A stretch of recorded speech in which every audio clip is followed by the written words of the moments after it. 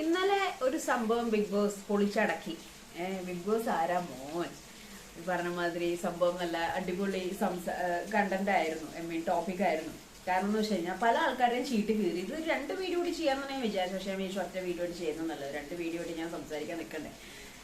So ആയത്തോടെ ഒറ്റ video ആയിട്ട് ചെയ്യാന്ന്. വേറെ ഒന്നല്ല, നമ്മുടെ ഒനിയില് അബി ബിന്നിയുടെ ഒക്കെ ഒരു സംസാരം ഉണ്ടായിരുന്നു. എത്രയാണെങ്കിലും ഈ കുശുഷ്കു നടക്കില്ല. കാരണം മൈക്ക് ഉണ്ട്, ക്യാമറ ഉണ്ട്. അപ്പൊ സംഭവം ഒന്നും നടക്കില്ല. അപ്പം അവിടെ നമ്മുടെ ടോപ്പിക് ആര്യനും ഗിസേലും ആണ്. അപ്പൊ ആദ്യം നമ്മുടെ അനുവിന്റെ ഒരു പൊതപ്പ് ഇഷ്യൂ ഉണ്ടായിരുന്നല്ലോ. ആ ഇഷ്യൂന്റെ സമയത്ത് എല്ലാവരും ഭയങ്കരമായിട്ട് സംസാരിച്ചെന്നൊരു കാര്യമാണ്, you guys don't have any culture, battery off അവർ ആയി. എപ്പോഴും എൻ്റെ ഒരു പരിപാടിയാണ്. പണ്ടൊക്കെ ഞാൻ ബാറ്ററി ഫുൾ ചാർജ് ആയിട്ട് വെക്കുമായിരുന്നു. ഇപ്പൊ അങ്ങനെയൊന്നുമില്ല. ഓഫ് ആകുമ്പോൾ ഓഫ് ആവട്ടെ എന്നുള്ളൊരു മൈൻഡാണ്. അപ്പൊ നമ്മൾ പറഞ്ഞു പറഞ്ഞത് എന്താണെന്ന് വെച്ച് കഴിഞ്ഞാൽ, ഈ ഒരു ഇവര് പ്രേമത്തിലാണ്, ഇവര് ലവ് ട്രാക്ക് പിടിക്കുകയാണ്. ഓക്കെ, ലവ് ട്രാക്ക് ആരും സമ്മതിച്ചു തരില്ലല്ലോ, ഫ്രണ്ട്സ് ആണെന്നാണ് പറയാ. കഴിഞ്ഞ സീസണിലൊക്കെ കണ്ടിട്ടില്ലേന്ന് വേണ്ടിട്ടൊരു കുശുഷ്കൽ ഉണ്ടായിരുന്നു. അപ്പൊ അത് ബിഗ് ബോസും ലാലേട്ടനും കൂടി നൈസായിട്ട് എടുത്ത് പുറത്തോട്ടിട്ടുണ്ട്. അപ്പൊ ഒനയിൽ ഭയങ്കര കൂളായിട്ട് പറഞ്ഞു, ലൈക്ക് നമുക്ക് അങ്ങനെ ഡൗട്ട് ഉണ്ട്, ഷാഡോ ആയിട്ട് പോകുന്ന ഡൗട്ട് ഉണ്ട്.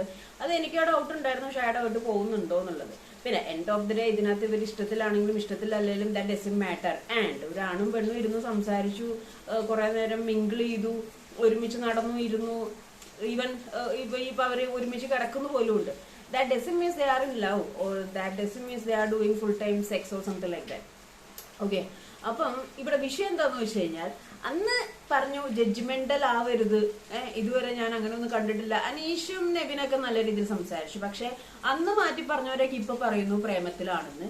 ആ ഒരു ടാക്ടിക്സ് എനിക്ക് മനസ്സിലായില്ല. അപ്പൊ അന്ന് അനുമോള് ജഡ്ജ്മെന്റൽ ആണ്.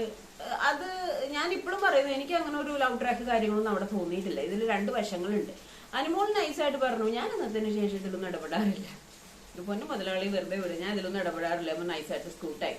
That's a crystal clear answer. പക്ഷെ അന്ന് പ്രശ്നം പറഞ്ഞവരൊക്കെ ഇന്ന് പ്രശ്നം പറഞ്ഞു. അതേപോലെ തന്നെ നമ്മുടെ ലക്ഷ്മിയുടെ കണ്ണിലെ കുരു നൈസായിട്ട് ഷാനവാസ് എടുത്തങ്ങ് മാറ്റി.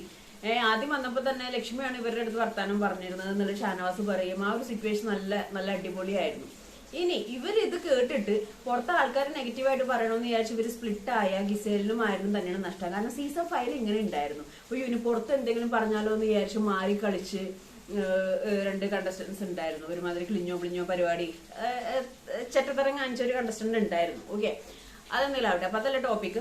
അപ്പൊ ബിഗ് ബോസ് എന്തായാലും നൈസായിട്ട് പൊക്കി. അന്ന് ഓക്കെ ഡോണ്ട് ബി ജഡ്ജ്മെന്റൽ എന്ന് പറഞ്ഞവര് ഇപ്പൊ വന്നിട്ട് ഒരു പ്രണയമാണോ എന്നുള്ളൊരു സംശയമുണ്ട്.